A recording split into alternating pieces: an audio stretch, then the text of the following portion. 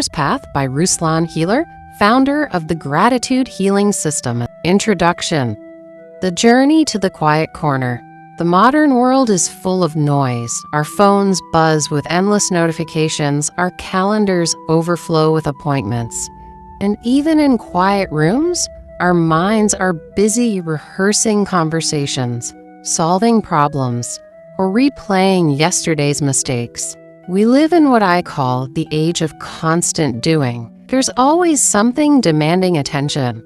An email, a family responsibility, a financial concern, or the subtle but relentless whisper of not enough. In this endless stream of doing, healing has become another item on the checklist. Many people believe it means fixing, repairing what's broken, correcting what's wrong, restoring what has been lost. But the healer's path is different. It is not about fixing. It is about remembering. Beneath all the noise, beneath the thoughts and the striving, there is a sanctuary within you. It doesn't need to be built or earned. It already exists. I call it your quiet corner. Your quiet corner is not a physical place, though you may feel it most strongly when you are alone in nature, sitting in meditation or resting at home. It is a state of being. It is the part of you untouched by the rush of the world. Here, you don't have to earn love. You don't have to prove your worth. You don't need to chase peace. In your quiet corner, you simply arrive, and everything softens.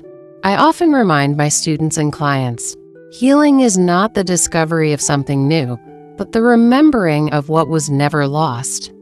This book is a companion on your journey back to that quiet corner. It will guide you into stillness, awareness, body wisdom, and the healing power of breath.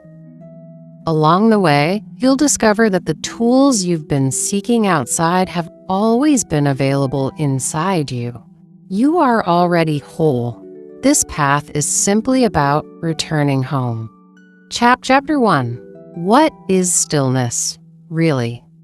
Close your eyes for a moment and imagine a mountain lake. The air is crisp, the sky is clear, and the water is undisturbed by wind. On the surface of that lake, the sky reflects so perfectly that the boundary between water and air almost disappears. You see clouds above, and you see their mirror image below, as though the world is doubled in beauty. This is the image I carry when I think of stillness. Stillness is not the absence of movement. It is the presence of reflection. But stillness is often misunderstood. Many people confuse it with suppression. Suppression is the act of pushing feelings down, locking them in a dark room, and pretending they don't exist.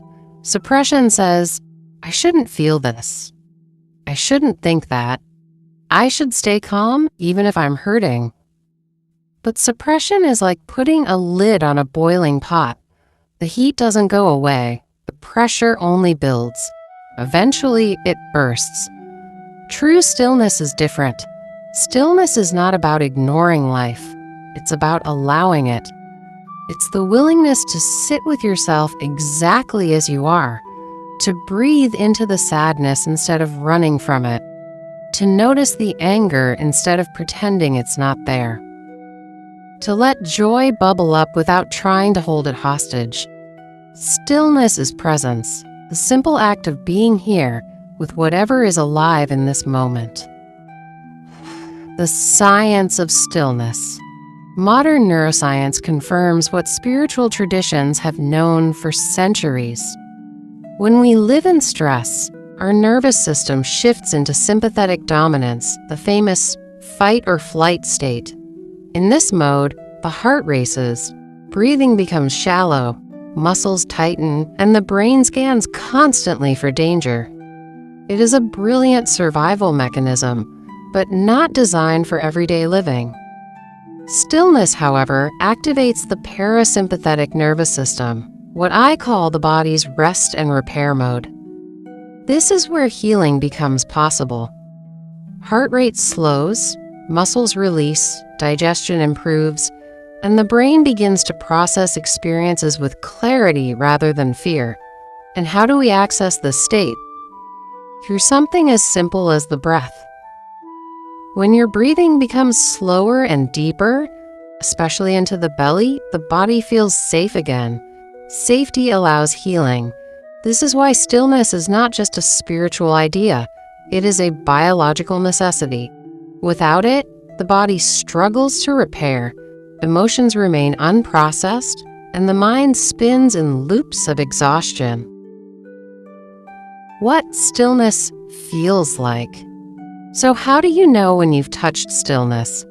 It may come as a softening in your chest. It may arrive as the sense that time has slowed, even for a moment.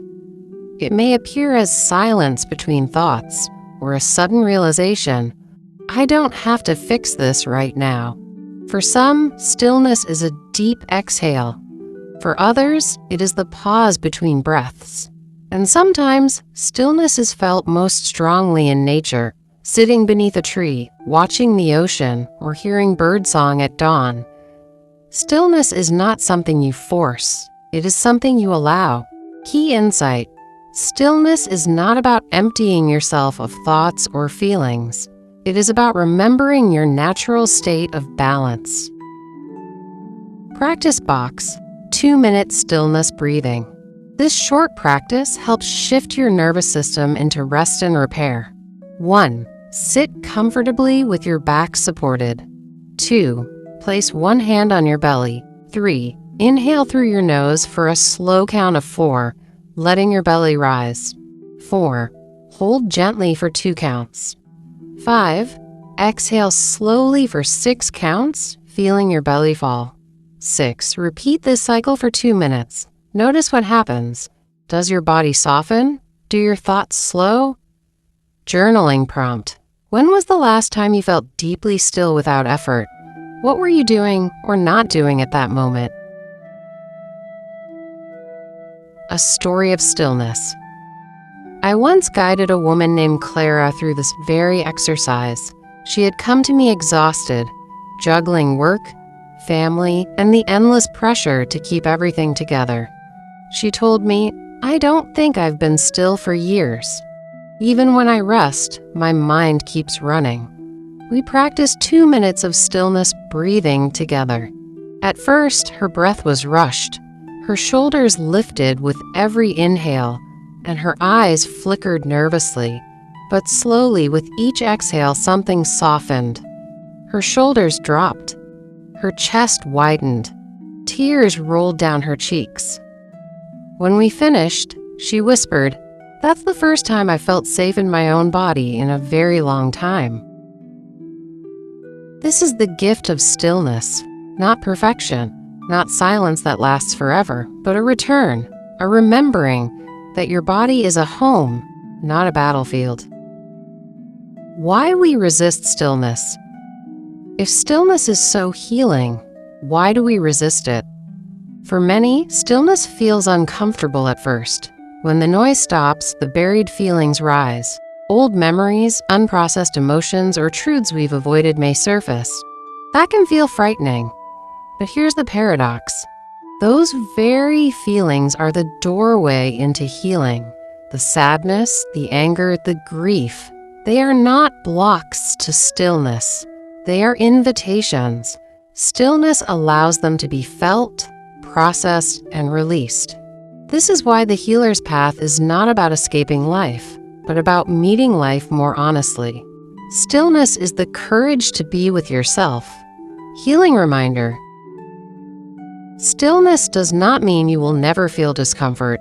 It means you now have the space to meet discomfort with compassion. Closing thoughts for Chapter 1.